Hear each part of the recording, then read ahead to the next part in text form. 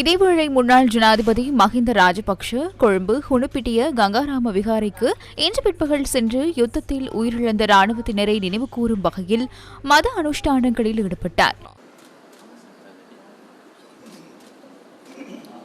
இதன்போது ஸ்ரீலங்கா பொதுஜன பெரமுனவின் தேசிய அமைப்பாளரும் பாராளுமன்ற உறுப்பினருமான நாமல் ராஜபக்ஷவும் கலந்து கொண்டிருந்தார்.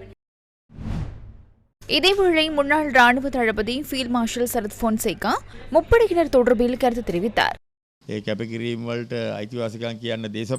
அவர்களின் அர்ப்பணிப்புக்கு உரிமை கோர அரசியல்வாதிகள் இன்னமும் முயற்சிக்கின்றனர். பயங்கரவாதத்திடமிருந்து நாட்டை பாதுகாத்தமை தொடர்பில் நாம் பெருமிதம் கொள்கின்றோம், மகிழ்ச்சி அடைகின்றோம். எம்மை சிறையில் அடைத்து சித்திரவதை செய்தவர்களும் இராணுவ வீரர்களுக்கு மரியாதை செலுத்துவதாகவும் பாதுகாப்பதாகவும் கூறுகின்றனர். அந்த பேச்சுக்களால் பலனில்லை. நாளை இராணுவ தின நிகழ்வு நடைபெறுகின்றது. நாம் அறிந்த வகையில் நாட்டின் தலைவர் என்ற வகையில் ஜனாதிபதி கலந்து கொள்ள உள்ளார். அவர்கள் அந்த கௌரவத்தை செலுத்துவார்கள். வருடாந்தம் இந்த நிகழ்வு நடைபெறுவது தொடர்பாக நாம் மகிழ்ச்சி அடைகின்றோம். எமக்கும் அழைப்பு கிடைத்துள்ளது. நிச்சயமாக கலந்து கொள்வேன்.